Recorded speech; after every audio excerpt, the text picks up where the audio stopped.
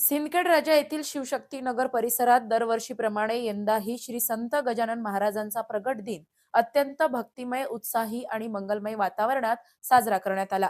गणगण गणात बोतेच्या जयघोषाने संपूर्ण परिसर भक्तिरसात न्हाऊन निघाला. पहाटेपासूनच नागरिकांमध्ये मोठा उत्साह दिसून येत होता.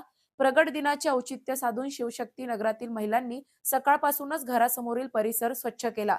घराघरासमोर काढलेल्या आकर्षक व रंगीबेरंगी रांगोळ्यांमुळे संपूर्ण परिसराला जणू उत्सवाचे व धार्मिकतेचे स्वरूप प्राप्त झाले होते.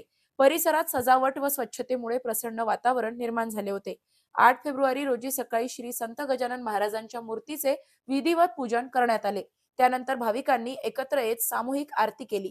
तसेच श्री गजानन विजय ग्रंथाचे भक्तिभावाने वाचन केले. यानंतर हरिभक्त परायण रामराव महाराज गाडेकर यांचे कीर्तन संपन्न झाले.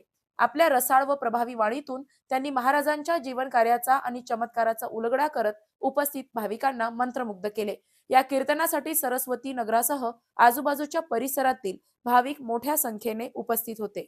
कीर्तनानंतर भाविकांनी शिस्तबद्ध रांगेत उभे राहून श्रींचे दर्शन घेतले. दुपारी महाप्रसादाचं आयोजन करण्यात आलं असून हजारो भाविकांनी त्यांचा लाभ घेतला. या भक्तिमय सोहळ्याला तहसीलदार अजित दिवटे, आमदार तोताराम कायंदे, डॉक्टर अमोल वाघ, दीपाली म्हस्के, निलेश ठाकरे यांच्यासह अनेक मान्यवर पदाधिकारी व भाविक उपस्थित होते. महसूल कर्मचारी संघटनेचे अध्यक्ष संजय सोनवणे व त्यांच्या सहकार्याच्या नियोजनबद्ध परिश्रमांमुळे शिवशक्ती नगरातील नागरिक व महिलांच्या सहकार्यामुळे हा प्रगट दिन सोहळा अत्यंत शिस्तबद्ध व मंगलमय वातावरणात यशस्वीरित्या पार पडला. अजिंक्य भारत प्रतिनिधी साहेबराव शिंगणे, सिंदखेड राजा. अशाच महत्त्वपूर्ण बातम्यांच्या अपडेटसाठी अजिंक्य भारत न्यूजच्या पेजला फॉलो करा आणि सबस्क्राईब करा. Thank you for watching.